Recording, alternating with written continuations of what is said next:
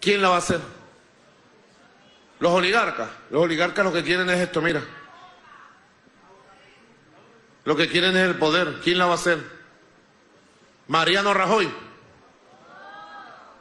Bandido. Protector de delincuentes y asesinos. Mariano Rajoy va a venir a Venezuela. Con la visión imperial, colonialista y racista que tienen en nuestros países. Lo pongo como ejemplo, se me ocurre. La derecha fracasada,